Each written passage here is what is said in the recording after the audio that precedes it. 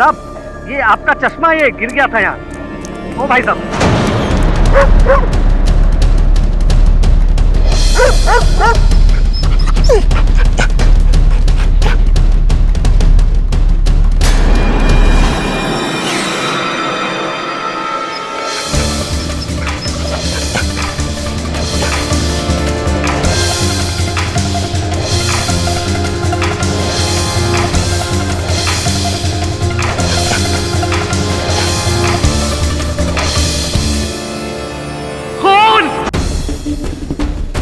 ये गन यहाँ पर पड़ी मिली थी।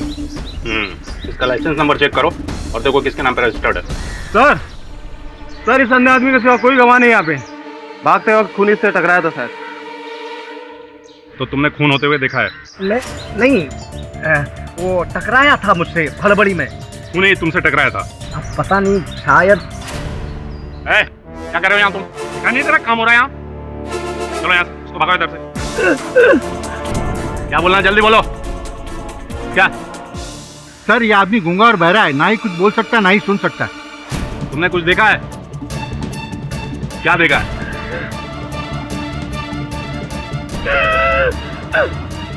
उन्हीं को देखा है?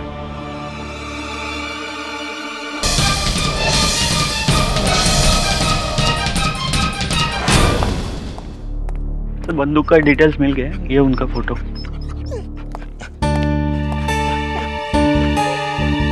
तुम इससे देखोगे तो पहचान जाओगे?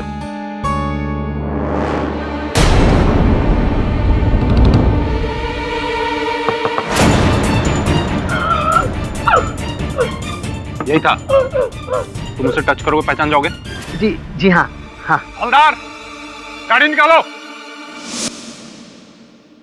Good morning sir. Morning, how are you? Very well sir. Sir mister Rupesh Bajaj का फोन आया था, बहुत परेशान लग रहे थे। हाँ, क्यों? सर कह रहे थे कि अगर आपने उनकी मदद नहीं की तो उनको 50 करोड़ का नुकसान हो जाएगा। हद करता है रुपेश भी। कितनी बार उसे समझाया कि मैं क्रिमिनल लॉयर हूँ, डिवोर्स लॉयर नहीं। तलाक का केस नहीं लड़ सकता, समझता ही नहीं। पुराना दोस्त है मेरा, लेकिन इसमें मैं कैसे सहायता कर सकता उसकी? रुपेश, तेरी ही बात हो रही थी यार। तू समझता क्यों नहीं कि मैं क्रिमिनल लॉयर हूँ? डिवोर्स केसेस केडी, अब ये डिवोर्स केस नहीं रह गया है, क्रिमिनल केस हो गया है। मेरी पत्नी का खून हो गया है और इन लोगों ने मुझे अरेस्ट कर लिया। प्लीज मेरी मदद करो। फोन ले लो इसका। चलो। रुपेश, क्या हुआ सर? केडी, मैं सच कह रहा हूँ यार, मैंने ये खून नहीं किया है। मैंने रेणुका को नहीं मारा है। तू कैसी बातें कर रहा है रुपेश? तुझे बरसों से जानता हूं मैं जानता हूं तू हत्या नहीं कर सकता। तुम बैठ।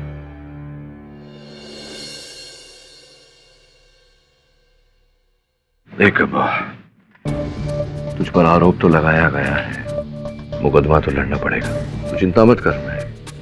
मैं जानता हूं निर्दोष है, मैं साबित भी करूंगा अदालत में। लेकिन मुकदमा लड़ने के लिए मुझे जानकारी चाहिए। ये बता कि अचानक ये लड़की तेरे जीवन में आई कैसे? तू तो जानता है केडी, ये मेरी दूसरी शादी थी। मोहिनी के मरने के बाद मैं एकदम अकेला हो गया था और अपने आप को पूरी तरह काम में मसरूफ कर लिया। ये बिजनेस एम्पायर खड़ा किया, 10 साल अकेला रहा। फिर अचानक एक दिन ऑफिस की पार्टी में मेरी मुलाकात रेणुका से हो गई।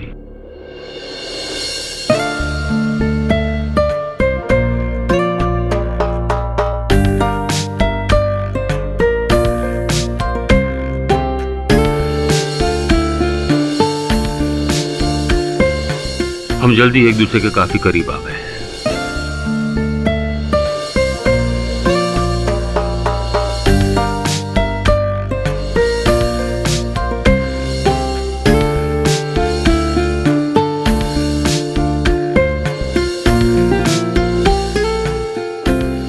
और जल्दबाजी में ही हम दोनों ने एक दूसरे से शादी कर ली।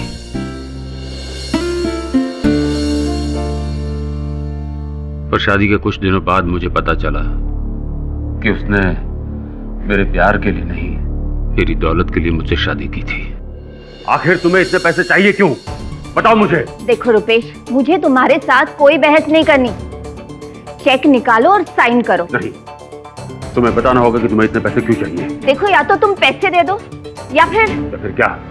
अलग हो जाते हैं। Divorce Rupesh, let's get separated. उसकी तरफ से प्यार तो शायद शुरू से ही नहीं था और हमारे झगड़े दिन ब दिन बढ़ते गए। बेमतलब की लड़ाइयां हर रोज हर वक्त। फिर एक दिन उसने मुझसे तलाक मांगा और साथ ही साथ मेरी आधी जायदाद। आधी जायदाद किस बिना पर मांग रही थी वो? तलाक तो उसने मांगा था। शादी से पहले एक दिन बातों ही बातों में मैंने उससे वादा कर दिया था कि मैं उसे आधी जायदाद की मालकिन बना दूंगा। बस तब से अब तक वकीलों के चक्कर काटता फिर रहा हूं। ये बता कि उस दिन हत्या के दिन क्या क्या हुआ था? रेनू कहा तेरे बंगले पे कैसे, तू कहाँ था, ये सब बता। उसने मुझे बुलाया था। उसने मुझे फोन पर कहा कि कुछ जरूरी बातें करनी है। फोन पर बताने को तैयार ही नहीं थी, तो मैंने उसे वहां आ जाने के लिए कहा। तूने बुलाया था उसे बंगले? हाँ, पर मैं वहां गया ही नहीं था। ये खून मैंने नहीं किया है केडी। ये लोग मुझ पर झूठा इल्जाम लगा रहे हैं। केस तो तेरा पेचीदा है रुपेश, पर तू चिंता मत कर। मैं जानता हूं कि तू निर्दोष है और तेरे दोस्त केडी पाठक के होते हुए किसी निर्दोष को सजा नहीं हो सकती। योर लॉर्डशिप, ये पैसा बहुत गंदी चीज है और जिस आदमी को इसकी लालच हो जाए, ओहो हो, उसके सामने तो रिश्ते की भी कोई अहमियत नहीं। पैसा एक आम आदमी के लिए जरूरत है तो रईस के लिए शौक होता है। हमारे आज के इस केस में इस बात पर खास ध्यान दिया गया, नजर डाली गई कि पैसे के लिए आदमी किसी भी हद तक जा सकता है और मिस्टर रुपेश बजाज ने पैसे के लिए अपनी पत्नी का खून कर दिया। Your lordship. Objection your honour. ये मुकदमा अभी प्रारंभ भी नहीं हुआ और अभियोग पक्ष महोदय मेरे मुवक्किल पर दोषी होने का आरोप लगा रहे हैं। रुपेश जी और रेणुका जी का विवाह विच्छेद होने वाला, किंतु ये ऐसा कानूनी रीत से करना चाहते थे, हत्या करके नहीं। ये एक अच्छा वकील नियुक्त करना चाहते थे, इसी कारण से ये मेरे पास भी आए।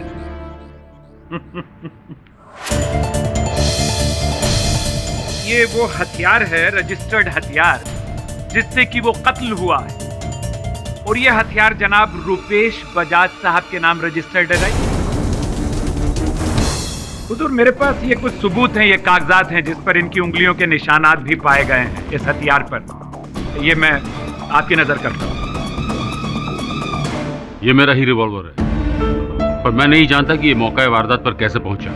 एक बार मेरी गाड़ी में से सामान चोरी हुआ था तो उसके बाद से मैं ये सिक्योरिटी के तौर पर रखने लगा हूं, लेकिन आज तक कभी इस्तेमाल नहीं किया।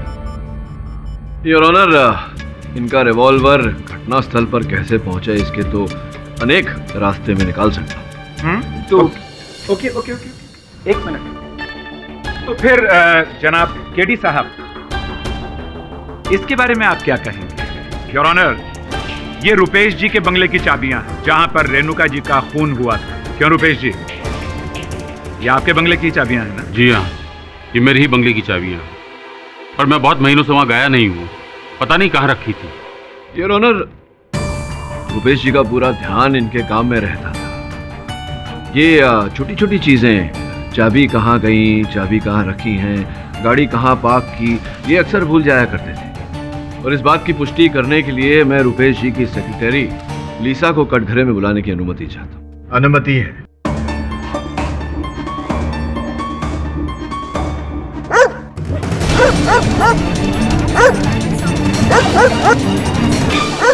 ये कुत्ता अदालत में क्या कर रहा है? हवलदार, इसे बाहर निकाल दीजिए। योर ऑनर, ये मेरा है, मैं देख नहीं सकता ना, तो यही मेरा सहारा है, लेकिन ये पूरी तरह ट्रेंड है मेरे साथ रहने के लिए। योर ऑनर, ये इस केस का बहुत ही महत्वपूर्ण गवाह है, इसलिए मैं आपसे दरख्वास्त करता हूं कि प्लीज मुझे। इसका मतलब ये हुआ कि जब तक ये रहेंगे तब तक ये कुत्ता भी रहेगा। मैं इसे संभाल लूंगा, कोई परेशानी नहीं होगी, इसे यही रहने दीजिए प्लीज। और अगर परेशानी हुई तो मैं दोबारा बर्दाश्त नहीं करूंगा। कार्रवाई आगे बढ़ाइए। लीजा जी, आप रुपेश जी की सेक्रेटरी हैं, कैसे बॉस हैं रुपेश जी? बहुत अच्छे हैं। 15 इयर्स का वर्क एक्सपीरियंस है मेरे पास, लेकिन मेरे इंटायर करियर में इनके जैसा अच्छा बॉस मैंने कभी नहीं देखा। कभी किसी से ऊंची आवाज में बात नहीं की, कभी कोई बदतमीजी नहीं। सुना है कि इन्हें और इनकी स्वर्गीय धर्मपत्नी को अभी ने मिलाया था इन दोनों को। जी, यही मुझसे बहुत बड़ी गलती हुई। रेणुका बहुत खुदगर्ज थी, मुंह पे कुछ और पीठ पीछे कुछ और। नहीं मतलब फिर कैसे जानती थी आप इनकी स्वर्गीय धर्मपत्नी को? वो एक्चुअली मैं और रेणुका एक पीजी में साथ रहते थे। वो तभी एक स्ट्रगलिंग मॉडल थी। कुछ ही दिन में हम दोनों की दोस्ती हो गई और फिर दोस्ती में रेस्टोरेंट्स, डिस्को, पार्टीज, कॉफी वगैरह। सहेली थी आपकी रेणुका। तो रेणुका को रुपेश जी से आपने कब मिलाया, कैसे मिलाया? एक्चुअली एक शाम हमारे ऑफिस में पार्टी थी। रेणुका उस दिन घर पे थी तो मैंने सोचा उसे भी ले चलती हूँ। बॉस ने रेणुका को देखा और देखते ही उनसे प्यार करने लग गए और देखते देखते दोनों की शादी हो गई।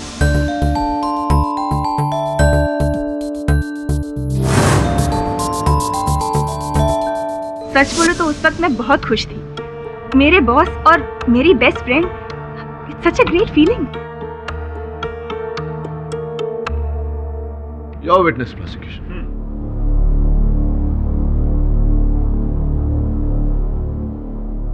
पर धीरे धीरे मिस्टर रुपेश बजाज बदलने लगे। रुपेश जी बात बात पर गुस्सा होने लगे और एक पॉइंट पर आकर इतना गुस्सा हुए कि इन्होंने अपनी ही गन से अपनी बीवी रेणुका का कत्ल कर दिया। नहीं नहीं सर, रुपेश सर ऐसा कुछ नहीं कर सकते। हाँ, माना कि शादी के कुछ ही दिनों में दोनों में दरारें पैदा हुई और लोगों ने भी ये जान लिया था, लेकिन रुपेश सर इन्होंने जो कुछ भी किया वो उनकी गलती नहीं थी। रुपेश सर बहुत अपसेट थे। इतने पैसे किस लिए चाहिए? डिवोर्स? अब डिवोर्स की बात कहां से आ जाती है? जो करना है करो।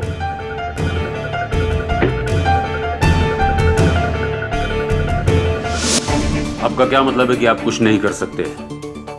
वो औरत मेरी आधी जायदाद मुझसे छीनना चाहती है। पर सर, आप ही ने तो उन्हें यह हक दिया है। यह एग्रीमेंट आप ही ने तो साइन किया है। वो एक छोटी सी गलती थी और एक छोटी सी गलती की इतनी बड़ी सजा नहीं हो सकती। पूरे 50 करोड़ की बात कर रहा हूं मैं, कुछ करो। आई एम सॉरी, अब तो कुछ नहीं हो सकता। लगता है केडी के अलावा और कोई कुछ नहीं कर सकता मेरे लिए।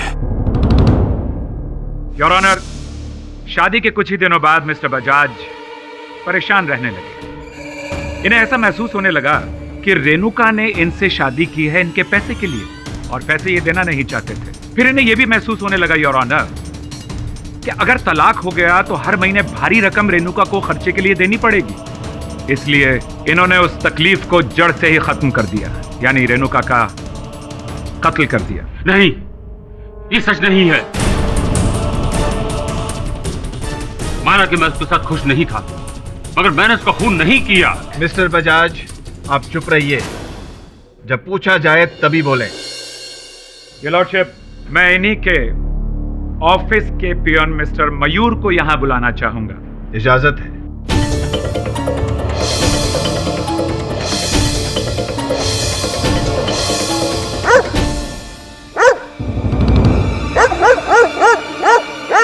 मैं ऐसे सुनवाई नहीं कर सकता। इस कुत्ते को बाहर ले जाइए। क्षमा कीजिएगा, ये कभी ऐसा नहीं करता है। पता नहीं आज इसे क्या हो गया है। जो भी हुआ है बाहर जाकर देखिए। जी, मैं लेकर जाता हूं इसे बाहर।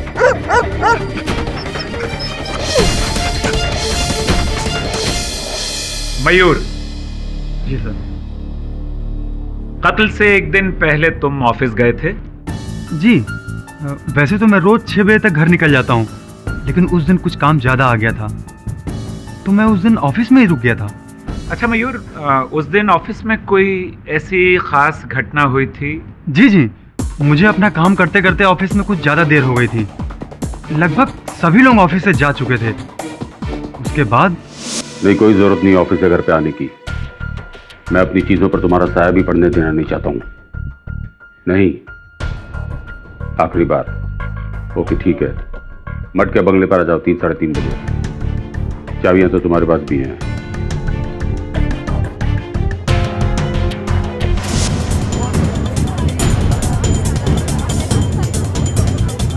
रुपेश ने बहुत कोशिश की कि मामला कोर्ट के बाहर म्यूचुअली सेटल हो जाए, लेकिन ऐसा नहीं हुआ। इनकी पत्नी रेणुका मानने के लिए तैयार ही नहीं। मामले को हाथ से निकलता देख रुपेश जी ने हमेशा के लिए रेणुका जी की जबान खामोश कर दी। मैंने मिलने के लिए नहीं बुलाया था उसे, उसने मुझे बुलाया था, और मैंने ये खून नहीं किया। देखिए बजाज साहब, आपको 12 ताकीद की जा चुकी है, इल्तिजा की जा चुकी है कि आप तभी जवाब दें जब आपसे पूछा जाए। मैं बोलूं, अगर आपको आपत्ति ना हो। जी प्लीज प्लीज। योर ऑनर, अभियोग पक्ष महोदय, ये जो 2 और 2 को जोड़कर 5 बना रहे हैं, इसका कोई अर्थ नहीं है। रुपेश जी के विवाह विच्छेद का केस अदालत में चल रहा था, कुछ ही दिनों में परिणाम आने वाला था। इस मोड़ तक पहुंचकर वो अपनी पत्नी की हत्या क्यों करेंगे? अगर अपनी पत्नी की हत्या करनी होती तो पहले ही कर देते। जनाब केडी साहब, इसका भी जवाब है मेरे पास। मैंने अभी अभी अदालत को बताया और पहले भी बता चुका हूं कि इन्होंने 12 ये कोशिश की कि अपनी पत्नी से सुलह कर लें, लेकिन मामला सुलझ नहीं रहा था। मामले को उलझते देख योर ऑनर, बजाज साहब ने अपनी पत्नी को खत्म करने के लिए बहुत ही घटिया तरीके का इस्तेमाल किया। कुरैशी साहब, एक बात बताइए जी, क्या मेरे मुवक्किल के मुख पर मूर्ख लिखा हुआ है? मैं पूछ रहा हूँ क्योंकि अगर इन्हें हत्या करनी होती तो ये क्यों अपनी पत्नी को अपने ही घर बुलाते, उनकी हत्या अपनी ही लाइसेंस रिवॉल्वर से करते, ताकि सारे साक्ष्य इनके विरुद्ध संकेत दें। लेकिन अक्लमंद लोग ही कभी कभी बेवकूफाना हरकत किया करते हैं केडी साहब। वैसे फॉर योर काइंड इंफॉर्मेशन, मेरे पास 2 बड़े पुख्ता सबूत हैं जनाब। अदालत से मैं गुजारिश करूंगा कि 2 ऐसे गवाहों को मैं बुलाना चाहूंगा जो कत्ल के वक्त वहां मौजूद थे जहां बजाज साहब अपनी बीवी का कत्ल कर रहे थे। पहले गवाह संतोष कुमार। सर, वो मैं बंगले के बाहर बस स्टॉप पर खड़ा था। अचानक गोली चलने की आवाज आई। टफी मेरे को उस तरफ लेकर गया और इसी हड़बड़ाहट में मैं उस आदमी से टकरा गया। संतोष, कुछ याद आता है कैसा था वो आदमी? मतलब उसका शरीर, क्या बनावट, क्या कैसा था? जी हाँ, वो हट्टा कट्टा था। योर ऑनर, इनके विवरण के अनुसार तो वो व्यक्ति मैं भी हो सकता था। हट्टे कट्टे सैकड़ों लोग हैं इस शहर में, कोई भी हो सकता था। वेल केडी साहब, मेरे पास एक और भी सबूत है। एक मिनट संतोष, जब तुम उनसे टकराए हट्टे कट्टे आदमी से, उसने क्या पहना हुआ था? कहीं कोई बात याद आती है कि क्या था उसके शरीर पर? जी, वो उस दिन, हाँ, उन्होंने सूट पहना हुआ था। Just a moment.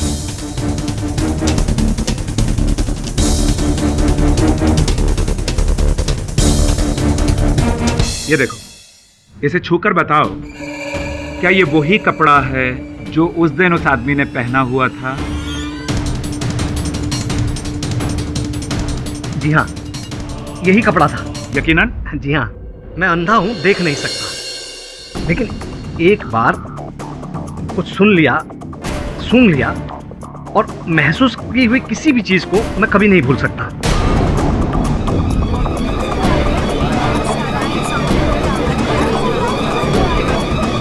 Order order, silence in the court please. Rupesh ji, आप ही का सूट है ना? जी जी, पर उस दिन भी आपने यही सूट पहना हुआ था जिस दिन आपने अपनी पत्नी का कत्ल किया था। यस योर ऑनर, फिर से बहुत ही कमजोर दलील। इस कपड़े के थान में से ऐसे सैकड़ों सूट बने होंगे। जी केडी साहब, एक और पुख्ता सबूत है मेरे पास। संतोष, तुमने अपने बयान में कहा था कि उन्होंने खास तरह की परफ्यूम लगाई हुई थी। क्या परफ्यूम थी वो? जी हाँ, एंजल परफ्यूम का एक्वा फ्रेश वर्जन था वो।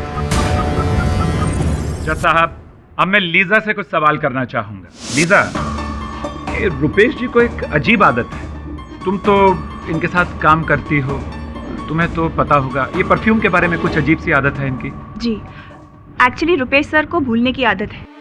कभी कभी एब्सेंट माइंडेडली वो अपनी बीवी का परफ्यूम लगाकर ऑफिस आ जाते थे। योर ऑनर, एक हट्टा कट्टा आदमी ऐसा ही, मेरा मतलब है वैसा ही मटेरियल पहने हुए, वैसा ही परफ्यूम लगाए हुए इन्हीं के बंगले से खून करके भागता है। ये कोइंसिडेंस की कुछ ज्यादती नहीं हो गई?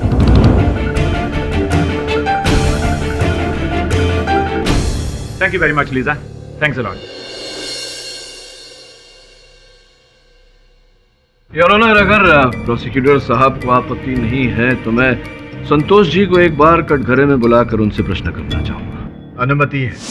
तो संतोष जी बताइए कि ये जो सुगंध को पहचानने का हुनर है, ये कैसे प्राप्त किया? वकील साहब एक बात बोलूं? बताइए ना। मेरे घर वाले कहते हैं कि मेरी सूंघने की शक्ति बहुत अच्छी है। मेरी बेटी तो एक कॉस्मेटिक की दुकान में काम करती है, इसलिए मुझे परफ्यूम की अच्छी समझ है। अच्छा, राइट राइट राइट, रुकिए जरा, मैं आता हूं।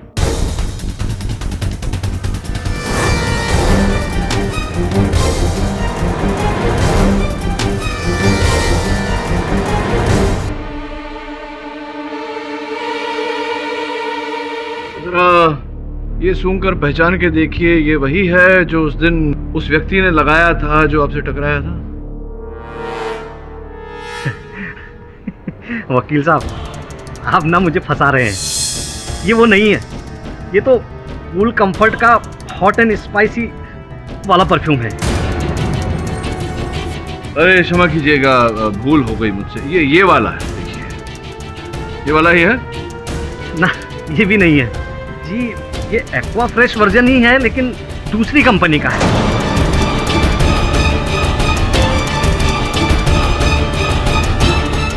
योर ऑनर, मैं मानता हूं कि संतोष जी सुगंध भली भांति पहचान सकते हैं, किंतु इससे यह प्रमाणित नहीं होता कि मेरे मुवक्किल हत्या के दिन घटनास्थल पर थे।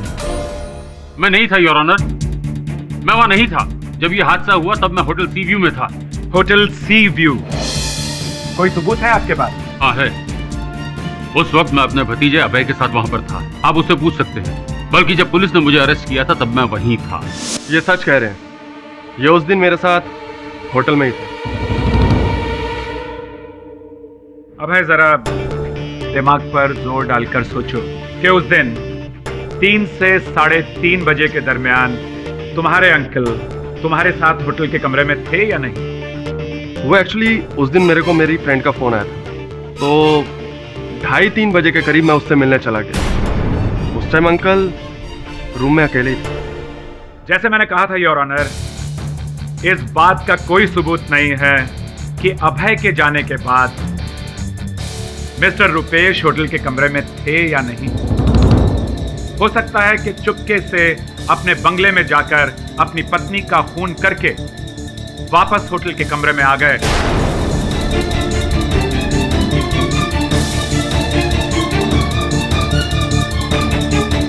और सबसे बड़ी दिलचस्प बात तो यह है योर ऑनर कि इनका बंगला होटल सी व्यू से सिर्फ 5 मिनट की दूरी पर है। योर ऑनर, अगर मेरे पास रुपेश जी के उस होटल के कमरे में होने का कोई सबूत नहीं, तो अभियोग पक्ष के पास भी इनके घटनास्थल पर होने का कोई सबूत नहीं। सबूत है केडी साहब मेरे पास। योर ऑनर, मैं अपने अगले चश्मदीद गवाह कमलेश प्रधान, जो गूंगे और बहरे हैं, उन्हें कटघरे में बुलाने की इजाजत चाहूंगा। इजाजत है? योर ऑनर, ये मिस प्रतीक्षा है, इंटरप्रेटर है। कमलेश की साइन लैंग्वेज अदालत को समझाएंगी।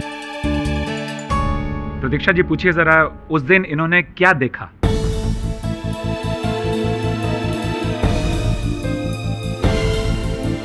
मैं घर जा रहा था और मेरे शूज की लेस खुल गई थी।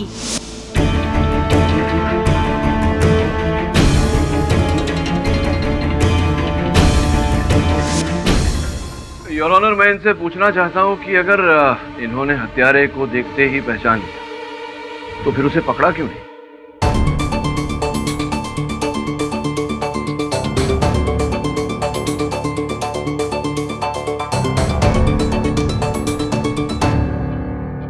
मैं जब जूते की लेस बांध रहा था तब मैंने बंगलों के अंदर एक आदमी को जाते हुए देखा, सूट पहने हुए। फिर मैंने अपने जूते की लेस बांधी और वहां से चला गया।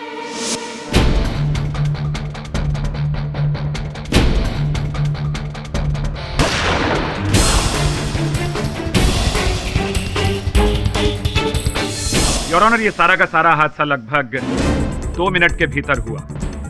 कमलेश ने इन्हें बंगले के अंदर जाते हुए देखा।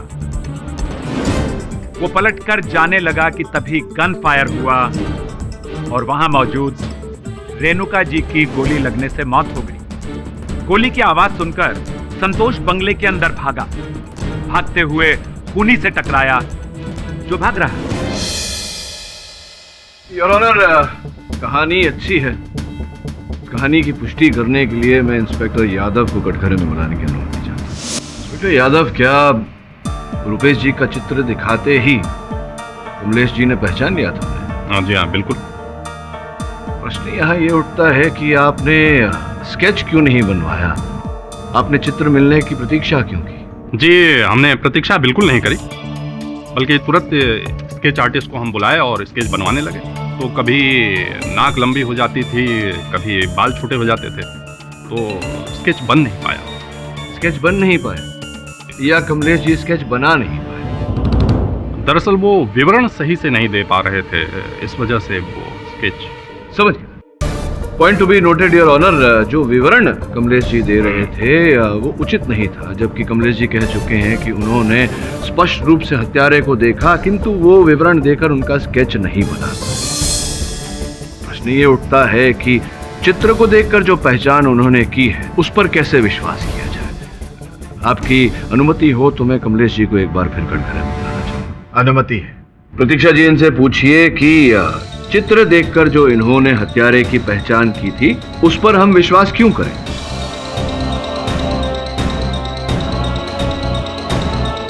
क्योंकि मुझे पूरा यकीन है कि ये वही है और ये वही है। अच्छा, इनसे पूछिए कि इन्होंने स्पष्ट रूप से देखा था उस दिन इन्हें ही? हाँ। इन्होंने देखा था कि उस दिन वो व्यक्ति चश्मे पहने हुआ था कि नहीं? तो किस प्रकार के चश्मे पहने थे उस व्यक्ति ने? बड़ा चश्मा था और उसमें फ्रेम नहीं था। धन्यवाद, आप बैठिए। योर ऑनर, इस घटना को मैं अभी एक आकृति के द्वारा समझाना चाहूंगा। Permission granted. योर ऑनर, ये रुपेश जी का बंगला है। ये बंगले का मेन गेट, बंगले के मेन गेट के पास बस स्टॉप है जहां पर संतोष जी खड़े थे अपने कुत्ते के साथ। कमलेश जी यहां से आ रहे थे और संभवतः इसी गेट से उन्होंने हत्यारे को अंदर जाते देखा।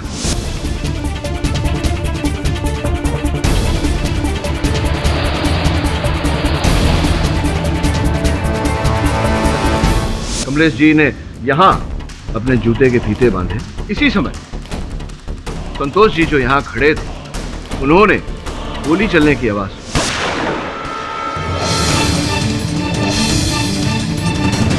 मुख्य द्वार से उन्होंने प्रवेश किया और यहां पर कहीं वो हत्यारे से टकराए। अंदर जाते ही उन्हें लाश प्राप्त हुई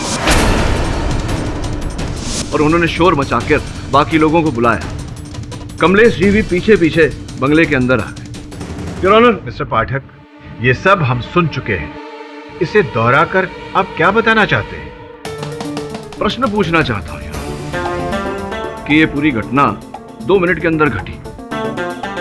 हत्यारा अंदर गया, रेणुका जी की हत्या की, वहां से भागते हुए संतोष से टकराया और फिर वहां से भाग गया। इस समय में चश्मे कब बदले हत्यारे ने? चश्मा?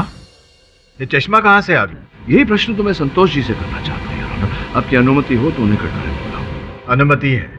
संतोष जी, अपने कथन में आपने कहा था कि जैसे ही आपने बंगले के मुख्य द्वार से प्रवेश किया आपसे हत्यारा टकराया, जिसके कारण आप नीचे गिर गए। कुछ समय तक हत्यारे का चश्मा आपके हाथ में आया था।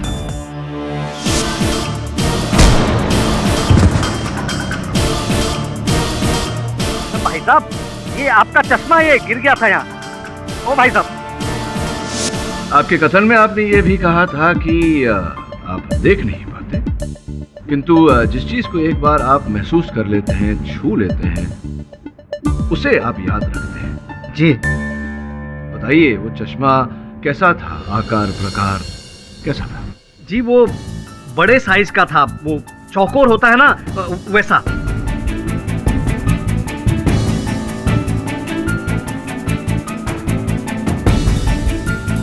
बड़े साइज का चौकोर चश्मा। जी। धन्यवाद, बैठिए। योर ऑनर, दोनों गवाहों के कथन के बाद ऐसा लग रहा है कि या तो कमलेश जी ने किसी और ही व्यक्ति का वर्णन दिया है, उन्होंने ठीक से हत्यारे को देखा नहीं, या दोनों अलग अलग व्यक्तियों का वर्णन दे रहे हैं। आपका इशारा किसकी तरफ है? इनके जैसा सूट, इनके जैसा लेडीज परफ्यूम कोई और पहन कर आया था? ये तो मैं नहीं जानता योर ऑनर, किंतु इतना जानता हूं कि हत्यारा जो भी बड़ा शातिर है। एक ही बार में उसने रेणुका जी और रुपेश जी दोनों से अपनी दुश्मनी निकाल ली। रेणुका जी की हत्या कर दी और उस आरोप रुपेश जी को फंसा दिया। मुझे संदेह है योर ऑनर कि ये रुपेश जी के निकट का ही कोई व्यक्ति है, ना इनके बंदूक तक कैसे पहुंचता?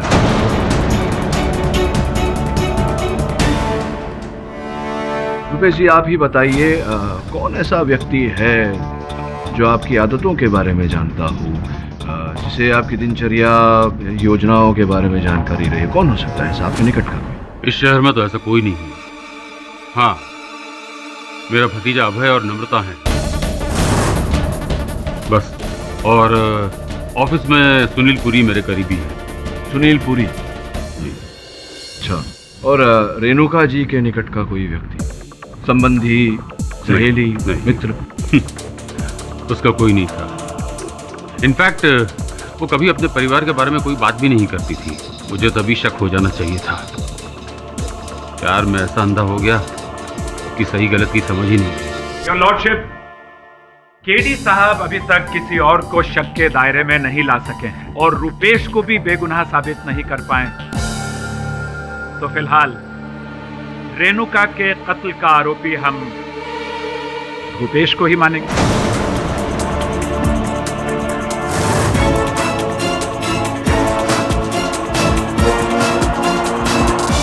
केडी साहब अभी तक किसी और को शक के दायरे में नहीं ला सके हैं और रुपेश को भी बेगुनाह साबित नहीं कर पाए। तो फिलहाल रेणुका के कत्ल का आरोपी हम रुपेश को ही मानेंगे।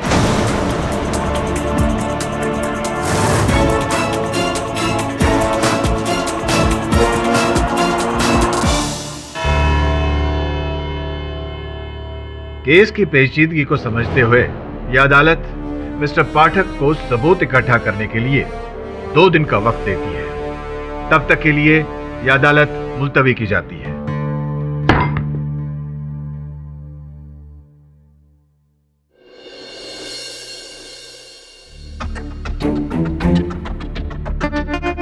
इस केस की कोई खोई हुई कड़ी है जो हमें दिखाई नहीं दे रही, मिल नहीं रही। सोचने वाली बात यह है कि ऐसा व्यक्ति कौन हो सकता है जिसने रुपेश की तरह कपड़े पहने, या तो उसका कोट या वैसे ही कपड़े से बना कोट। लेडीज परफ्यूम भी लगाया, इतनी डिटेलिंग कौन कर सकता है? तो एक काम कर, रुपेश के जीवन के हर पहलू के बारे में पता लगा, उसके जीवन का ब्यौरा निकाल। करना पड़ेगा कि रेणुका जी की मृत्यु से ऐसा कौन व्यक्ति था जिसको लाभ होता।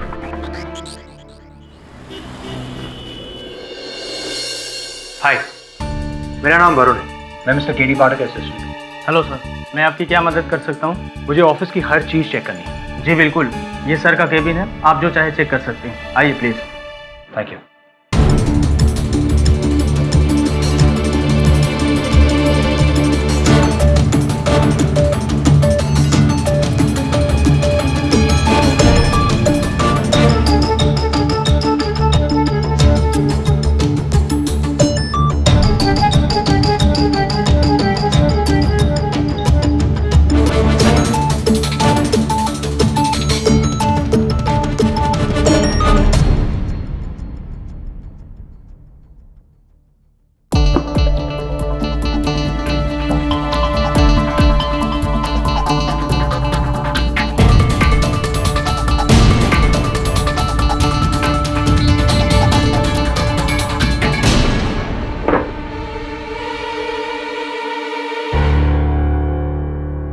तो उनकी बंदूक यहाँ रहती थी? जी। इसे लॉक करके नहीं रखते थे? अभी भी खुला हुआ? जी नहीं।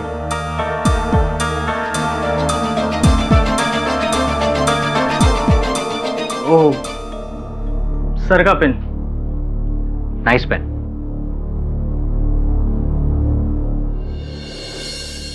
सर ये लीजिए।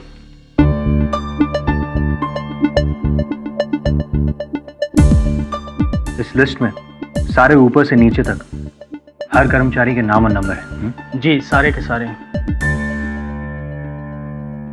अच्छा मिस्टर पुरी, मुझे एक बात बताइए, ऑफिस में वो कौन लोग थे जो मिस्टर बजाज की दिनचर्या के बारे में बहुत अच्छी तरह से जानते थे? मेरा मतलब ये है कि वो कब आते थे, कब जाते थे, किससे मिलते थे, कौन से डोर में क्या कहाँ रखते थे? सर, किसी एक व्यक्ति के बारे में इशारा करना तो बहुत मुश्किल है, क्योंकि मिस्टर बजाज कभी भी किसी चीज़ को कहीं भी रखकर भूल जाते थे, इसलिए सारे ड्रॉवर्स खुले रहते हैं। एक चीज़ को ढूंढने के लिए 10 जगह चेक करना पड़ता है।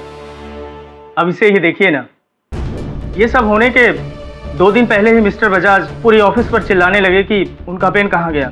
दरअसल ये पेन बहुत महंगा है, उनके एक दोस्त ने उन्हें प्रेजेंट किया था, और देखिए ये मिला भी तो सर के ड्रॉवर में। इसका मतलब ये हुआ कि उनकी चीज़ तक ऑफिस का कोई भी इंसान बहुत आसानी से पहुंच सकता था। जी। अच्छा, ऑफिस में कोई ऐसा इंसान जो उन्हें नापसंद करता था? मेरा मतलब मिस्टर बजाज ने किसी पर चिल्लाया हो या डांटा हो, कोई इंसान जो नाराज हो, उनसे बदला लेना चाहता हो। मेरा मतलब मिस्टर बजाज ने किसी पर चिल्लाया हो या डांटा हो, कोई इंसान जो नाराज हो, उनसे बदला लेना चाहता हो। बिल्कुल नहीं सर, मिस्टर बजाज कभी किसी के साथ बदतमीजी से पेश ही नहीं आए। इसलिए आप देखेंगे कि जितने भी कर्मचारी इस कंपनी को ज्वाइन किए हैं, आज तक वो यहीं टिके हुए हैं। ऐसे बॉस इस दुनिया में कहाँ मिलते हैं।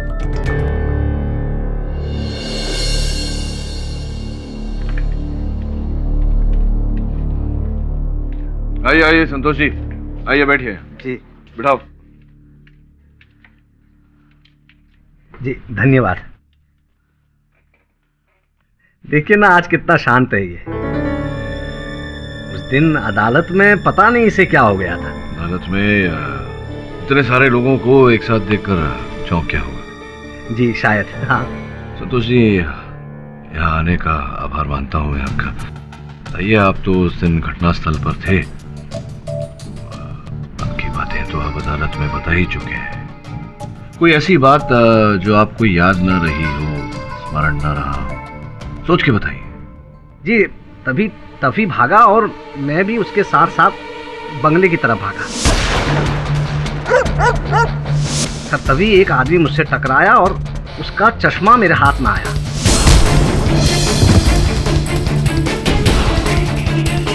मैंने उस आदमी को उसका चश्मा लौटाया और मैं लाश की तरफ चला गया। ये सारी बातें तो आप अदालत में कह चुके हैं। मैं पूछ रहा था कि इनके अतिरिक्त अगर बात कोई घटना घटी हो, कोई वाहन गया हो। जी हाँ, मैंने एक आवाज सुनी थी। कहाँ? बंगले के अंदर से? जी हाँ, मैं जिस वक्त बस स्टॉप पर खड़ा था ना, उसी वक्त वो आवाज बंगले के अंदर से आई थी और वो किसी औरत की आवाज थी। महिला की आवाज? क्या क्या कह रही थी वो? वो कह रही थी कि नहीं तुम ऐसा नहीं कर सकती, नहीं तुम ऐसा नहीं कर सकती, ऐसा कुछ बोल रही थी। तुम ऐसा नहीं कर सकती? जी। या सकता? जी नहीं, आई एम श्योर, मैंने सुना था अपने कानों से। वो कह रही थी कि नहीं तुम ऐसा नहीं कर सकती। संभवतः ये आवाज रेणुका जी की रही होगी। सब ठीक हो गया, अब रुपेश को कोई भी नहीं बचा सकता। वो टॉप का वकील केडी पाठक भी नहीं।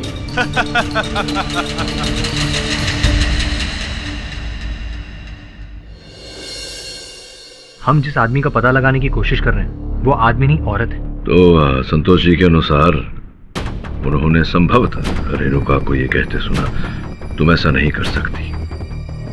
इसका सीधा सीधा अर्थ ये निकलता है वरुण कि वहां बंगले के अंदर कोई पुरुष नहीं था, महिला थी। संभवतः यही वो खोई हुई कड़ी है जिसे हम ढूंढ रहे थे। इन्हें ऐसा महसूस होने लगा कि रेणुका ने इनसे शादी की है इनके पैसे के लिए, और पैसे ये देना नहीं चाहते थे, इसलिए इन्होंने उस तकलीफ को जड़ से ही खत्म कर दिया, यानी रेणुका का कत्ल कर दिया। अगर इन्हें हत्या करनी होती तो ये क्यों अपनी पत्नी को अपने ही घर बुलाते, उनकी हत्या अपनी ही लाइसेंस रिवॉल्वर से करते, ताकि सारे साक्ष्य इनके विरुद्ध संकेत दें। योर ऑनर, ये सारा का सारा हादसा लगभग 2 मिनट के भीतर हुआ। कमलेश ने इन्हें बंगले के अंदर जाते हुए देखा। गोली की आवाज सुनकर संतोष बंगले के अंदर भागा, भागते हुए खूनी से टकराया। कोई ऐसी बात जो आपको याद न रही हो? जी हाँ, मैंने एक आवाज सुनी थी बंगले के अंदर से, और वो किसी औरत की आवाज थी। क्या क्या कह रही थी वो कह रही थी कि नहीं, तुम ऐसा नहीं कर सकती। सब ठीक हो गया, अब रुपेश को कोई भी नहीं बचा सकता। संभवतः यही वो खोई हुई कड़ी है जिसे हम ढूंढ रहे थे। योर ऑनर, इस मुकदमे का आधार ये है कि रुपेश जी की पत्नी रेणुका जी की हत्या हुई रुपेश जी के मड आइलैंड वाले बंगले से, और इसका आरोप रुपेश जी पर लगाया। कमलेश जी, जो सुन नहीं पाते, बोल नहीं पाते, उन्होंने खूनी को बंगले में जाते हुए देखा दोपहर के करीब 3 साढ़े 3 बजे, और दूसरे संतोष ये बंगलों के ठीक बाहर बस स्टॉप पर थे। ये देख नहीं सकते योर ऑनर, पर गोली की आवाज सुनते ही ये बंगले में चले गए और खूनी इनसे टकराया। संतोष जी ने उसके सूट का मटेरियल पहचाना। जी हाँ, यही कपड़ा था। तुमने अपने बयान में कहा था कि उन्होंने खास तरह की परफ्यूम लगाई हुई थी। क्या परफ्यूम थी? एंजल परफ्यूम का एक्वा फ्रेश वर्जन था वो। और ये भी बताया कि उसने बड़े फ्रेम के चश्मे पहने थे। फिर इन्हें वहां रेणुका की लाश मिली। शोर मचाकर इन्होंने लोगों को आगाह किया। पुलिस को लाश के पास से एक बंदूक बरामद जो रुपेश जी के नाम रजिस्टर्ड है। पिछली सुनवाई में ये बात भी सामने आई है कि घटना स्थल पर हत्यारे ने जो चश्मा पहना था, जिसका वर्णन 2 गवाहों ने किया, वो चश्मा योर ऑनर मेरे मुवक्किल रुपेश जी के चश्मे से विपरीत बिल्कुल अलग है। योर ऑनर, प्रश्न ये उठता है कि अगर यह हत्या रुपेश जी ने नहीं की तो हत्यारा कौन है?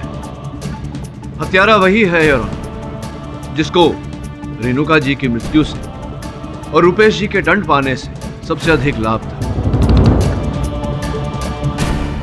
इस बात पर रोशनी डालने के लिए मैं संतोष जी को एक बार फिर से कटघरे में बुलाने की अनुमति चाहता हूं। अनुमति है। संतोष जी, उस दिन आप बंगले के बाहर बस स्टॉप पर खड़े थे। आपने अपने कथन में कहा कि आपने वहां खड़े खड़े गोली चलने की आवाज सुनी। केवल गोली चलने की आवाज सुनी थी या कोई और स्वर भी पहुंचा था आपके कानों तक? कुछ और सुना था? जी सुनी थी ना, एक औरत की आवाज सुनी थी। औरत की आवाज सुनी थी आपने? क्या कह रही थी औरत की आवाज? नहीं नहीं, तुम ऐसा नहीं कर सकती, ऐसा नहीं कर सकती। तुम ऐसा नहीं कर सकती? जी। अच्छा संतोष जी, मैं अपने दूरभाष यंत्र पे एक चलचित्र चलाता हूँ।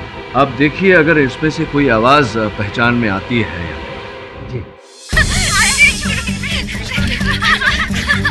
नहीं, तुम ऐसा नहीं कर सकती। एक मिनट, रोकिए। रोका? इस आवाज को दोबारा सुनाइए। रिवाइंड करूं फिर से? ये नहीं, तुम ऐसा नहीं कर सकती। जी हाँ, ये उसी औरत की आवाज है।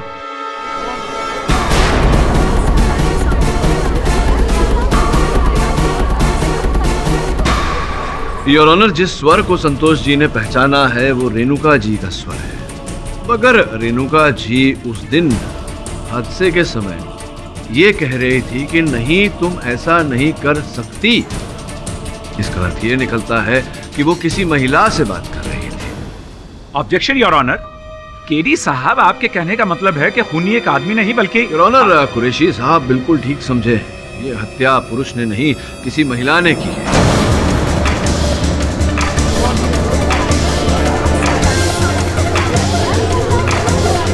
तभी तो लेडीज परफ्यूम की सुगंध आ रही है।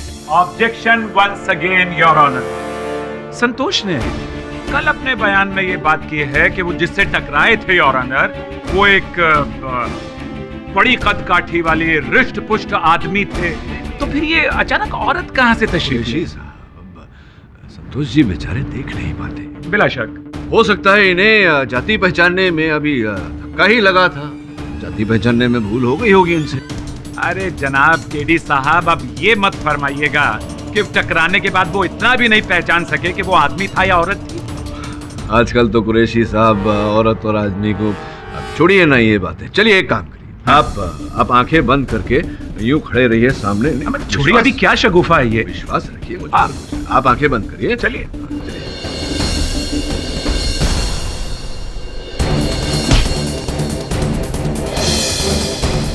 लगा धक्का? हाँ। कौन था बताइए? अम्मा केडी साहब, ये पुराने तरीके हैं आपके, मुझे मालूम है। आपका असिस्टेंट वरुण। नहीं नहीं, देखिए ये थी मोहतरमा जी। आप बैठिए। यही तो मैं आपको समझाने का प्रयास कर रहा था कुरैशी साहब। योर ऑनर, अगर संतोष जी का कथन सत्य है तो ये हत्या किसी पुरुष ने नहीं, महिला ने की। अब सोचने वाली बात यह है कि वो महिला कौन है जिसे रेणुका जी की मृत्यु से लाभ होता। सर्वप्रथम मैं लीसा जी को कटघरे में बुलाने की अनुमति चाहूंगा। अनुमति है। हाँ लीसा जी बताइए, हत्या के समय आप कहाँ थे? ऑफिस में। सोच के बताइए। आप मेरे साथ मजाक कर रहे हैं क्या? मैं आपको बता रही हूँ ना कि मैं ऑफिस में थी। देखिए, आप कह रही हैं कि आप ऑफिस में थी, लेकिन ऑफिस के बाकी लोग कह रहे थे कि आप ऑफिस में थी ही नहीं, कहीं बाहर थी। अब कुछ काम हो सकता है, काम की वजह से कुछ देर के लिए बाहर निकल गई। लेकिन अगर मैं एक जगह मौजूद नहीं हूँ, इसका मतलब ये थोड़ी ना है कि मैं दूसरी जगह मौजूद थी। वकालत करनी चाहिए आपको, ठीक कहा। लेकिन ये बताइए कि जब रेणुका जी का नाम उठा है अदालत में, मैंने देखा कि आप बहुत क्रुद्ध हो गई, ऐसे उग्र हो गई, नाराज हो गई। क्या किसी बात का बैर था आपके मन में रेणुका जी के प्रति? ऑब्वियसली। देखिए ना सर की हालत देखिए। रेणुका की वजह से सर यहाँ अदालत में खड़े हैं। चिंता होती है आपको अपने सर की। कहीं ऐसा तो नहीं कि रेणुका जी को हटाकर अपनी सर के जीवन में आप रेणुका जी की जगह लेना चाहती थी, पाना चाहती थी अपने लिए?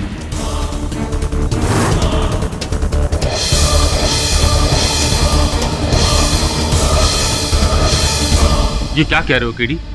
लीजा और मेरे बीच ऐसा कोई रिश्ता नहीं था, कुछ भी नहीं था, कोई फीलिंग नहीं थी। बजाज, आपकी ओर से इनके प्रति न, इसका ये अर्थ नहीं निकलता कि इनकी ओर से आपके प्रति नहीं। योर ऑनर, इनके कार्यालय में जांच पड़ताल करने के बाद ये पता चला है कि 2 वर्षों से लीसा जी बजाज साहब के साथ कार्य कर रही हैं और इस समय क्षण भर के लिए भी ये इनसे अलग नहीं। मेरे काबिल सहायक वरुण ने रुपेश जी के ऑफिस में पूछताछ की और पता लगाया कि लीजा हर समय रुपेश जी के आसपास ही रहती। ऑब्जेक्शन योर ऑनर, ये तो हद हो गई, सरासर इल्जाम है। ऑफिस में रहते हुए कोई सेक्रेटरी अपने बॉस के आसपास नहीं होगी तो कहां होगी? नहीं योर ऑनर, केवल आरोप नहीं लगा, इस बात को सिद्ध भी कर सकता हूं मैं। अब हमारे घरों में ही सेवक सेविकाएं हर 10-12 महीने में वेतन वृद्धि की मांग करती हैं। ऐसे में लीसा जी 2 वर्षों से रुपेश जी के यहाँ काम कर रही हैं, उसी वेतन पर। मांग भी नहीं की कोई। हो सकता है कि उनके पास कोई दूसरी चॉइस या आपके हिसाब से विकल्प ना रहा। अचंभे की बात है कुरैशी साहब, के विकल्प था। कुछ ही समय पहले रुपेश जी के एक मित्र ने इन्हें दुगने वेतन पर अपनी कंपनी में रखने का प्रस्ताव दिया, किंतु ठुकरा दिया आपने, ठुकरा दिया था। सच है कि नहीं? बिल्कुल सही है। क्यों? वो क्या है ना, मुझे लगा था सर मेरे काम से प्रसन्न होकर मुझे प्रमोट करेंगे और किसी दूसरी कंपनी में पैसों का लालच करने से अच्छा है उसी कंपनी में प्रमोशन पाए। बड़े उच्च विचार हैं आपके लीसा जी, सुनकर प्रसन्नता हुई। चलिए ये बताइए कि वो जो छोटा सा स्थान था आपका, वो मेज जो रुपेश जी के कैबिन में ही रखा था, जिस पर से आप अपना कार्य करती थी, वो छोड़ना राजी नहीं था, जबकि आपको अपना स्थान दिया गया था, आपको अपना कैबिन दिया गया था, किंतु फिर भी आप रुपेश जी के कैबिन में रहना चाहती थी। ऐसा क्यों? क्या कारण है इसके पीछे? क्योंकि मैं सर के पास रहना चाहती थी। मैं सर से प्यार करती हूँ।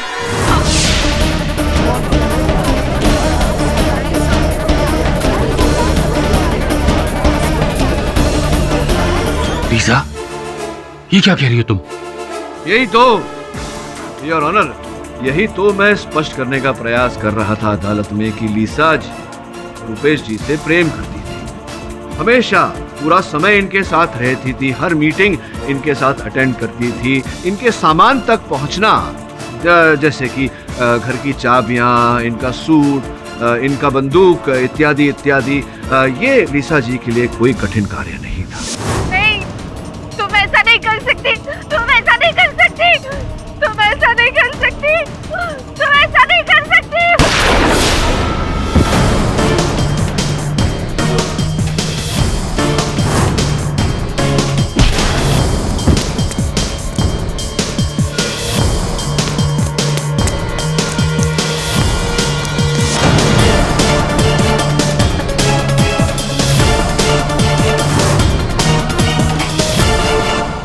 केडी साहब, कहानी बहुत तेजी से आगे बढ़ रही है और इसके कुछ पन्ने छूट भी रहे।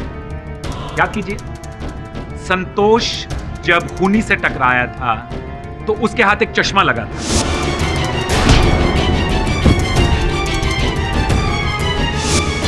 और अपने उल्टे हाथ की तरफ देखिए, लीजा चश्मा पहनती ही नहीं।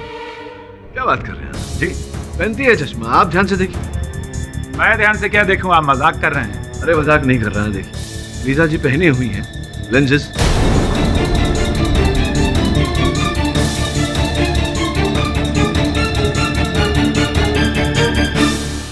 योर ऑनर, जिस प्रकार से और लोग भी बाहर जाते समय या कार्यालय जाते समय चश्मे उतार कर नंबर वाले लेंसेज पहनते हैं, लीजा भी उसी प्रकार से बाहर जाते समय या अदालत आते समय लेंसेज पहनते हैं। किंतु कभी कभी अपने चश्मे भी पहनती है। संभव है कि उस दिन लीजा जी ने अपने चश्मे पहने थे, जो चश्मे संतोष जी के हाथ लगे। क्यों? चलिए, आपकी इस बात को मैं मान लेता हूं, लेकिन आप जरा मेरी एक बात समझने की कोशिश कीजिए। समझाइए। जी, लीजा अगर रुपेश जी से प्यार करती थी या करती है और उनसे शादी करना चाहती थी, तो फिर वो रुपेश जी का कोट पहनकर उनको फंसाने की कोशिश क्यों कर रही थी?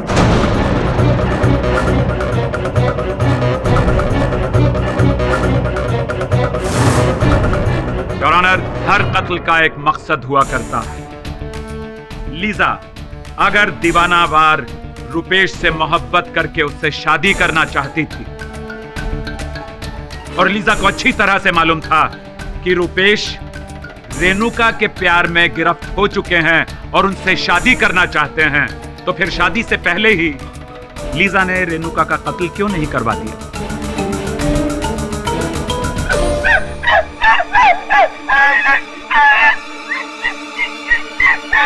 जज साहब, कमलेश जी आपसे कुछ कहना चाहते हैं।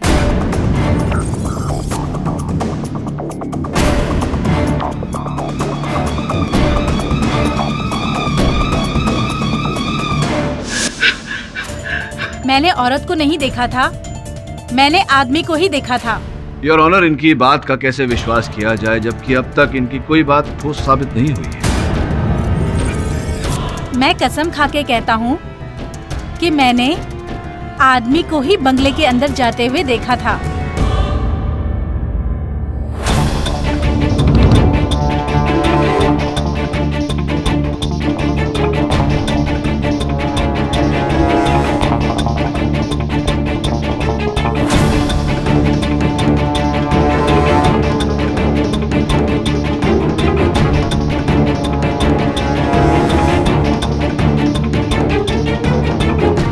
ऑब्जेक्शन योर ऑनर, केडी साहब अदालत में इस तरह इशारेबाजी से बात नहीं कर सकते। योर ऑनर, मैं केवल कमलेश जी से इतना पूछ रहा था कि जब ये बोल नहीं पाते, सुन नहीं पाते, तो इतना विश्वास से कैसे कह रहे हैं। उत्तर में इन्होंने कहा कि मैंने उस आदमी को किसी को हाथ हिला के इशारा करते हुए देखा था। वो औरत नहीं थी, वो आदमी ही था। केडी साहब, कोशिश तो बहुत अच्छी थी आपकी, पर सॉरी, सुना आपने, वो मर्द ही था, औरत नहीं। योर ऑनर, कुरैशी साहब अगर मेरी भूल पकड़ने के स्थान पर सत्य को पकड़ने का प्रयास कर रहे हो तो संभवतः सुनते जो मैंने सुना कमलेश जी के कथन। कमलेश जी ने कहा कि उन्होंने मर्द को देखा, एक पुरुष को देखा, और वो पुरुष किसी को इशारा कर रहा था। योर ऑनर, प्रश्न है क्या इशारा कर रहा था, इशारे के द्वारा क्या कहना चाह रहा था? इससे भी महत्वपूर्ण प्रश्न ये है योर ऑनर कि किसे इशारा कर रहा था।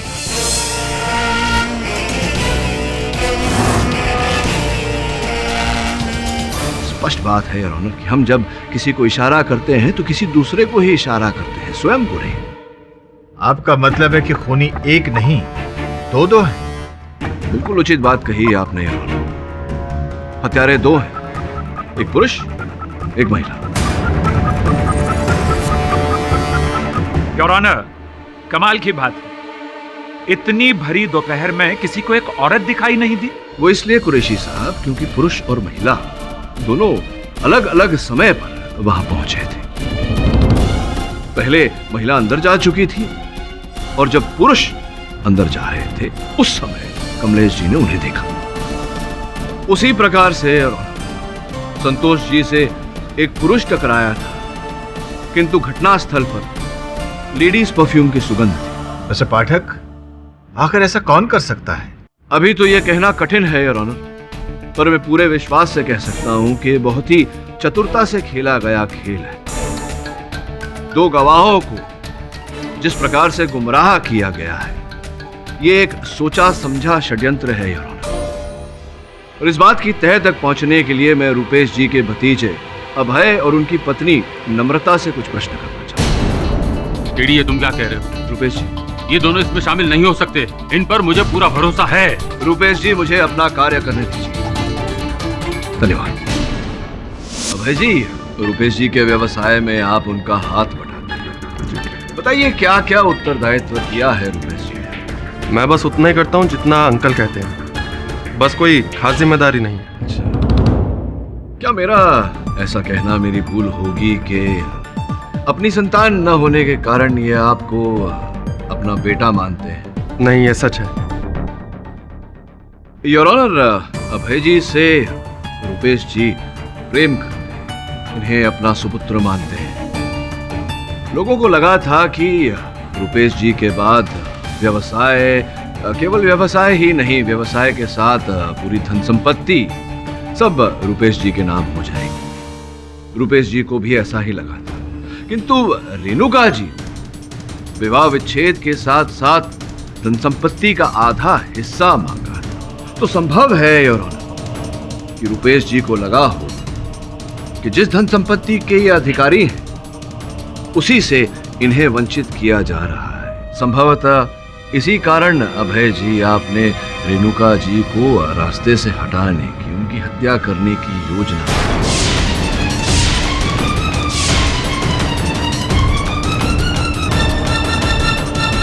योर ऑनर, मैं रुपेश जी को वर्षों से जानता हूँ। एक समय जब हम दोनों की भेंट हुई थी तब रुपेश जी ने मुझसे कहा था कि पता नहीं आजकल मेरा भतीजा अभय किन लोगों के साथ उठ बैठ रहा है, बहुत परेशान हो गया हूँ मैं।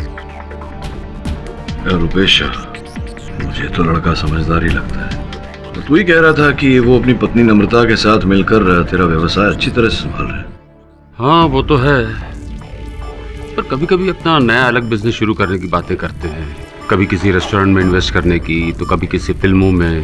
पता नहीं कौन ये सब बातें उनके दिमाग में डालता रहता है। हाँ रुपेश, मैं समझ रहा हूँ तेरी बात। मुझे नहीं लगता तुझे इस बात को ज्यादा गंभीरता से लेना चाहिए। इस उम्र में मन विचलित होता है, लोग दोस्तों की बातों में भी आ जाते हैं। समय प्रतीक्षा करके देख ले। अभय जी, क्या मेरा ऐसा कहना मेरी भूल होगी कि रुपेश जी तो आपको अपना सुपुत्र मानते थे, किंतु आपकी नजर केवल इनके जायदाद पर थी। आपने सोचा कि रेणुका जी को मारकर उनकी हत्या करके उस आरोप में रुपेश जी को फंसा दिया जाए तो पूरी जायदाद आपकी हो जाएगी, और ऐसा आपने किया। चाचा जी, क्या आपको वाकई ऐसा लगता है? नहीं, क्यों ना लगे, क्यों ना लगे ऐसा। अब बताइए, जब उस होटल में आप मिलने गए थे अपने चाचा जी से, अचानक 1-1.5 घंटे के लिए अपनी पत्नी समेत आप कहां गए?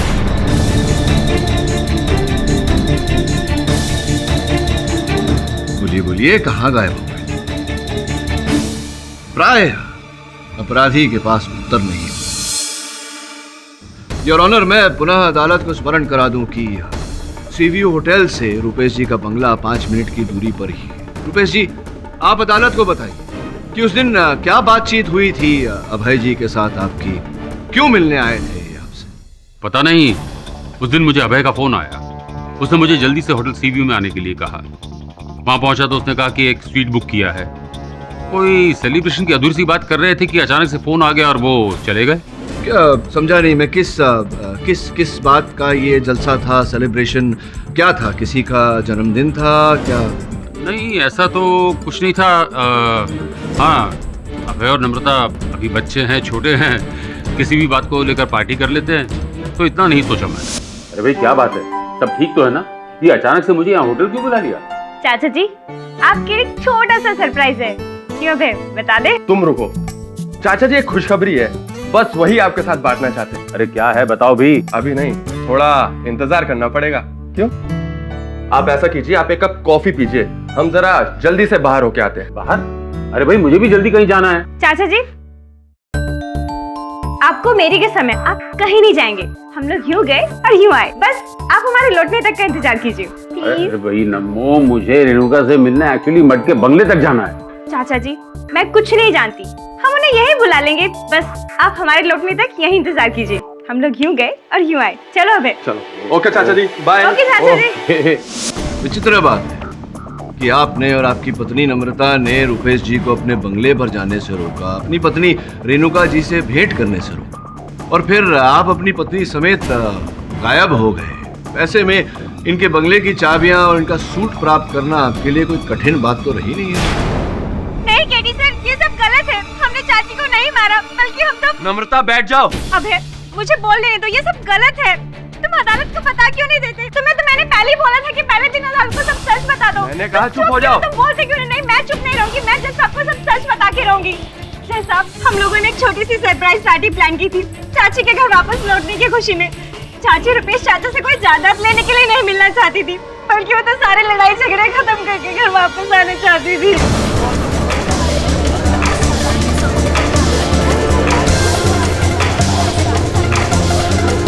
नम्रता, ये तुम क्या कह रही हो? अभय, क्या ये सच है? रेणु वापस आना चाहती थी? जी चाचा जी। तुमने मुझे बताया क्यों नहीं? इसीलिए तो हमने स्वीट बुक कराया था। रेणु चाची ने नम्रता को फोन करके बताया था कि वो वापस लौटना चाहती है। जज साहब, मैं आपको सारी कहानी बताती हूँ। देखिए, आपको जो कुछ भी कहना है कटघरे में आके कहिए। जज साहब, पिछले 1 साल में मैं और रेणुका चाची बहुत अच्छे दोस्त हो गए थे। वो मुझसे अपनी हर बात शेयर करती थी, कुछ नहीं छुपाती थी मुझसे। और फिर आप दोनों के डिवोर्स की बात चली और वो बात अदालत तक पहुंच गई। चाची जी ये सब बिल्कुल नहीं चाहती थी, वो आपसे डिवोर्स नहीं लेना चाहती थी।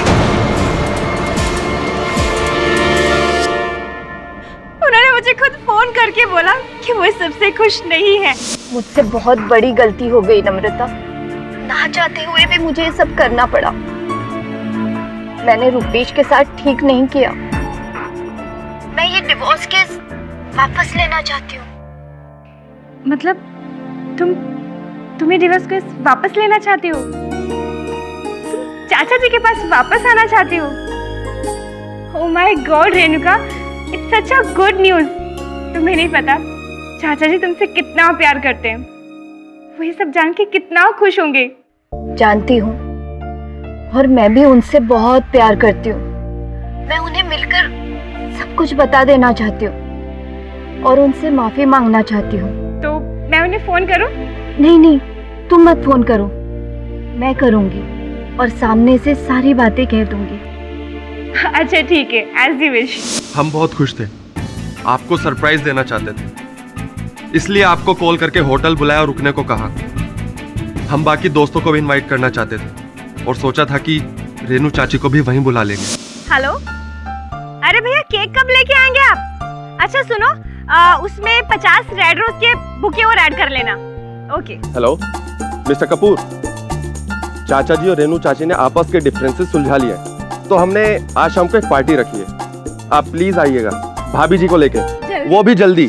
और फिर ये सब हो गया।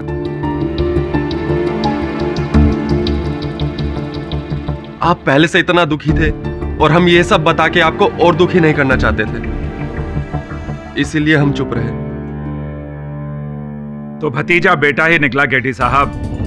ना पैसों की लालच, ना जायदाद का मोह। अब क्या कहेंगे हुजूर? बताइए मिस्टर पाठक, आप कुछ और पूछना चाहते हैं? इस समय कुछ नहीं पूछना चाहता हूं योर ऑनर, किंतु हाँ, जितने साक्ष्य हैं उनकी एक बार फिर जांच करने का समय चाहता हूं। ठीक है केडी, अदालत की कार्रवाई दोपहर 2:30 बजे के बाद वापस शुरू की जाएगी।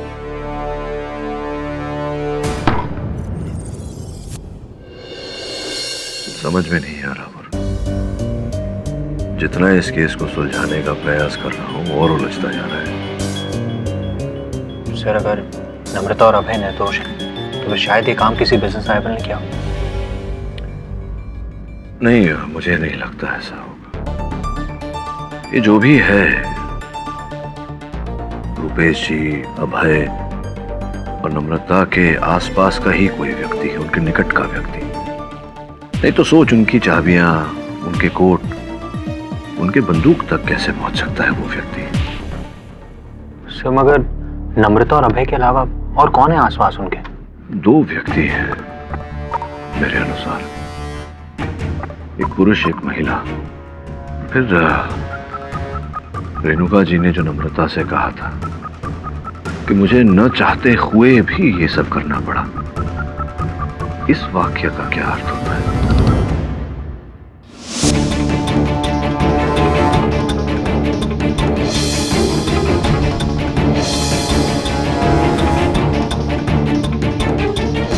योर ऑनर, इस मुकदमे में मिस्टर रुपेश बजाज मुख्य आरोपी केवल इस कारण बने क्योंकि इनके पास रेणुका जी की हत्या करने का उद्देश्य था, जो ये था कि ये अपनी पत्नी रेणुका जी के साथ अपना विवाह विच्छेद करना चाहते थे।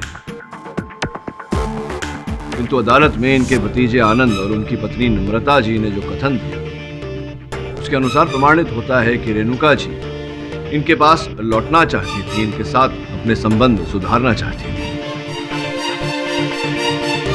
तो इससे क्या साबित करना चाहते हैं केडी साहब आप? कुरैशी साहब, अगर रुपेश जी बंगले पर गए होते तो वहां संबंध सुधारने की बात होती, धन संपत्ति का बंटवारा करने की बात न होती तो झगड़ा नहीं होता। इससे यह प्रमाणित होता है कि इनके पास रेणुका जी की हत्या करने का कोई उद्देश्य था ही नहीं। योर ऑनर, इन बातों से कुछ ऐसा प्रमाणित होता है कि बजाज साहब ने अपनी पत्नी की हत्या नहीं की। अगर ये अपनी पत्नी के हत्यारे नहीं हैं, तो असल हत्यारा कौन है?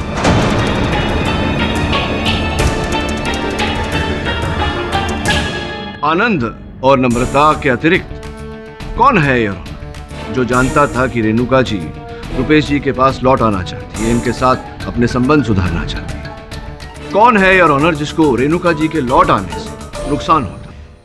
हो सकता है रेणुका जी का कोई पुराना आशिक, जो ये नहीं चाहता था कि रेणुका जी वापस रुपेश जी के पास जाएं। कृपया बताइए कुरैशी साहब की वो महिला जो उस दिन बंगले पर उपस्थित थी, जिसे रेणुका जी ने बोला था तुम ऐसा नहीं कर सकती, वो कौन थी? योर ऑनर, स्पष्ट है कि रेणुका जी उस महिला को जानती थी। योर ऑनर, मुझे नहीं लगता कि ये केस उतना साधारण है जितना कि हम समझ रहे हैं। मुझे ऐसा लग रहा है कि ये बहुत ही विशाल षड्यंत्र का एक छोटा सा हिस्सा है। मिस्टर पाठक, आप जो भी कहना चाहते हैं साफ साफ कहिए। योर ऑनर, मैं अदालत के समक्ष समाचार के कटे हुए कुछ टुकड़े प्रस्तुत करना चाहूंगा। इससे स्पष्ट होता है योर ऑनर कि हमारे देश में कुछ ऐसे गिरोह हैं जो महिलाओं का विवाह कुछ ऐसे अमीर बिजनेसमैन और इंडस्ट्रियलिस्ट्स को फंसाने के लिए करते हैं, ताकि विवाह विच्छेद कर देने के बाद उनकी जायदाद का हिस्सा, उनकी संपत्ति का हिस्सा प्राप्त कर सकें।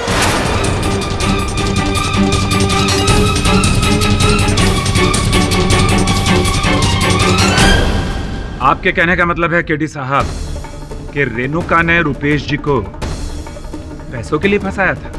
अब ये बात तो रुपेश जी स्वयं ही बता चुके हैं अदालत में कुरैशी साहब।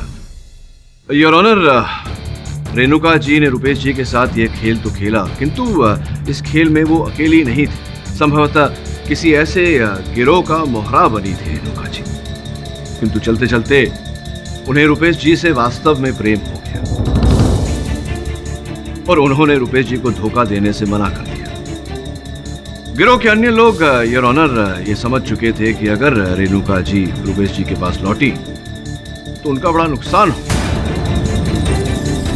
और संभवतः यही बात रेणुका जी की मृत्यु का कारण बनी।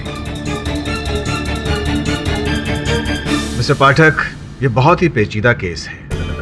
इनका पता लगाना बहुत जरूरी है कि आखिर ये लोग हैं कौन।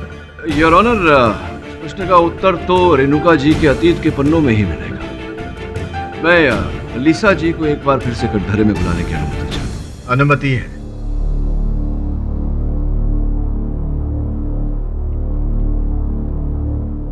नहीं, बस वहीं तक ठीक है, ऊपर जाने की जरूरत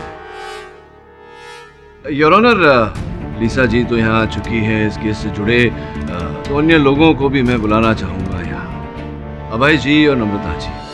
केडी साहब, अब ये क्या नया नाटक है? देखते जाइए आगे आगे सत्य का खेला। मिस्टर अभय और मिस नम्रता, आप दोनों सामने आ जाइए।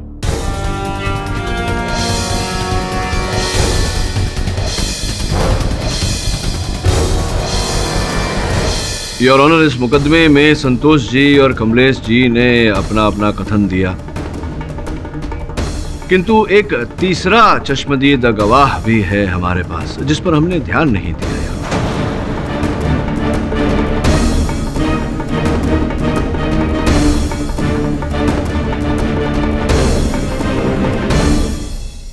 तीसरा गवाह? जी, तीसरा गवाह। वो कौन है? योर ऑनर, संतोष जी का कुत्ता। मैं उसे अदालत में बुलवाने की अनुमति चाहता हूं।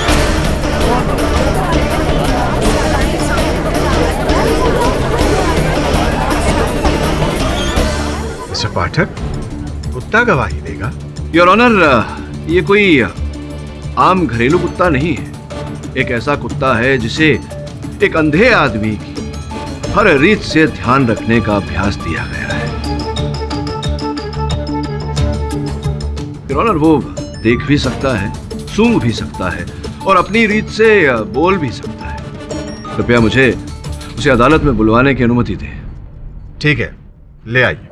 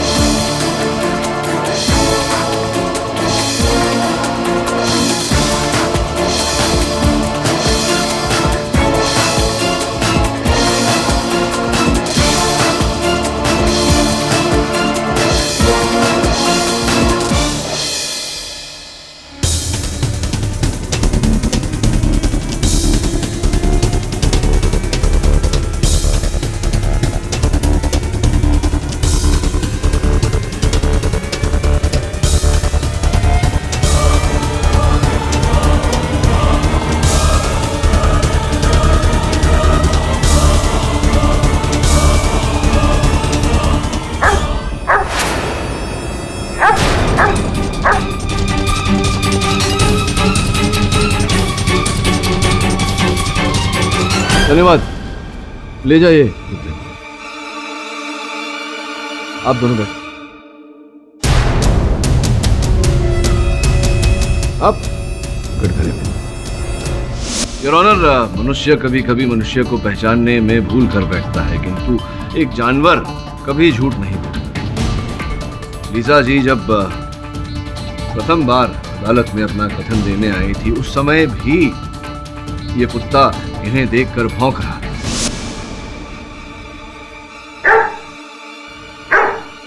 हमने उसे शोर समझकर टाल दिया। हम उसके भौंकने को समझ नहीं पाए और वो संकेत दे रहा था। लीसा जी क्यों लीसा जी?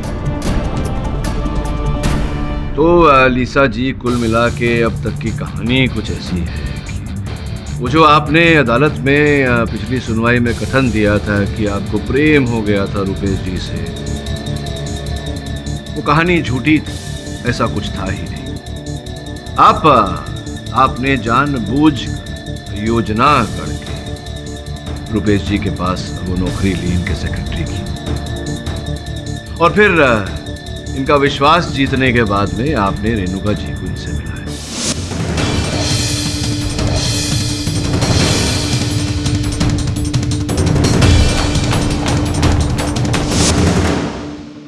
और आपकी और रेणुका जी के साथ रहने की और उनके आपकी सहेली होने की, वो भी सारी कहानी झूठी है।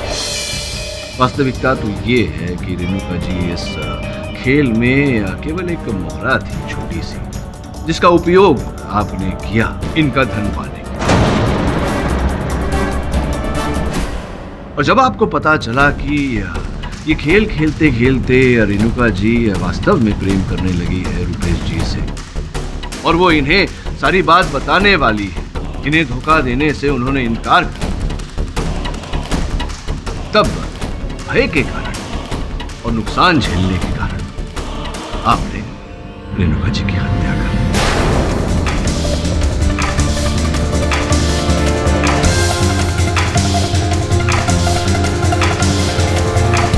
योर ऑनर, मैं पिछली सुनवाई में अपने दलील में कह चुका हूं कि लीसा जी क्षण भर भी रुपेश जी का साथ नहीं छोड़ती थी। उनके कैबिन में ही इनकी मेज थी।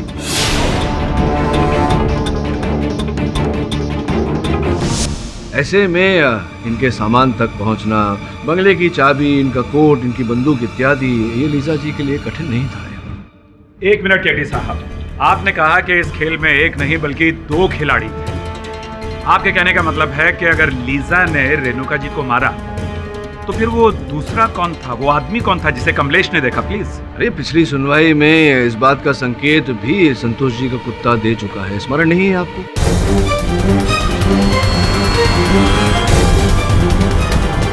आपके कहने का मतलब है कि अगर लीजा ने रेणुका जी को मारा तो फिर वो दूसरा कौन था, वो आदमी कौन था जिसे कमलेश ने देखा? प्लीज।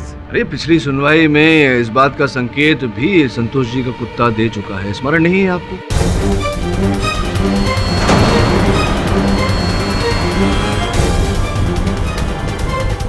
योर ऑनर, मैं रुपेश जी के ऑफिस बॉय मयूर को कटघरे में बुलाने की अनुमति चाहता हूं। तो मयूर जी, ये बताइए कि आप और लीसा इस कंपनी में एक ही समय पर आए थे, नौकरी एक ही साथ मिली थी उसी समय पर। तो ये तो कंपनी की जो रोस्टर है वो कहता है। और आप दोनों के फोन की सूची, देखिए झूठ मत बोलिएगा, जज साहब की मेज पर रिपोर्ट रखी हुई है। आप दोनों के दूरभाष यंत्र की सूची ये कहती है कि आप और लीसा बहुत बातचीत किया करते थे। योर ऑनर, वास्तव में इनका नाम मयूर नहीं है, एंथनी डिसूजा है।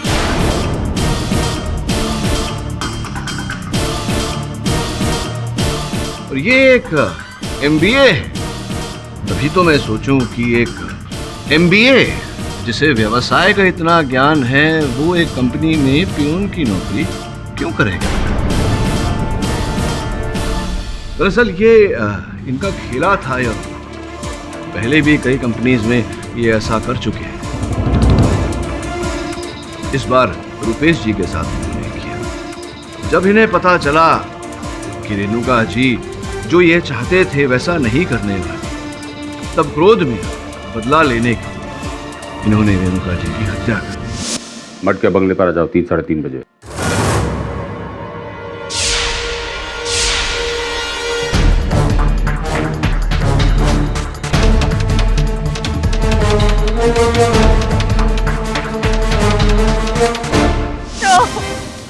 तुम ऐसा नहीं कर सकती। नहीं, तुम ऐसा नहीं कर सकती। तुम ऐसा नहीं कर सकती।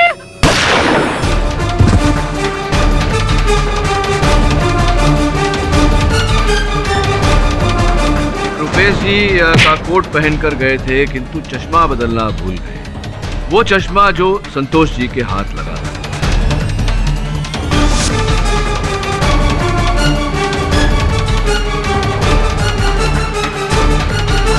अमीसा जी, सोच समझ कर योजना बनाकर आप दोनों ने ये हत्या की है। मुझे नहीं लगता कि आपके आंखों में ये आंसू देखकर न्यायाधीश महोदय प्रभावित होंगे और आपका दंड कम करेंगे। चलिए, अगर आप ये कहानी कबूल करने तो हो सकता है कि वो ऐसा करें। अदालत को ये बताइए कि आपने हत्या की तो की, किंतु इसके आरोप में रुपेश जी को क्यों फंसाया? रेणुका के जाने के बाद हमें पता था कि जायदाद हमें नहीं मिलेगा। हम कानून की कार्रवाई से बचना चाहते थे, इसलिए हमने सर को फंसाया। हमें पूरा यकीन था कि सर फंस जाएंगे और हम यहाँ से गए तो। डिफेंस, तमाम गवाहों और सबूतों को मद्देनजर रखते हुए यह अदालत एक हत्या और धोखेबाजी का इतना बड़ा खेल रचने के लिए लीजा को उम्र कैद की सजा सुनाती है और एंथनी डिसूजा उर्फ मयूर को 10 साल कैद की सजा सुनाती है और मिस्टर रुपेश बजाज को इस केस से बाइज्जत बरी करती है। The case is closed. Qureshi साहब, एक और हीरा आपके मुकुट में। विवाह हो गया आपका? कोशिश कर रहा हूं। कहने का अर्थ यह है कि विवाह करने से पहले निश्चित कर लीजिएगा कि होने वाली पत्नी आपसे प्रेम करती है या आपके दौलत से। क्यों है ना? और भी दिलचस्प कहानी देखने के लिए हमारे चैनल को सब्सक्राइब करें और बेल आइकॉन दबाना न भूलें।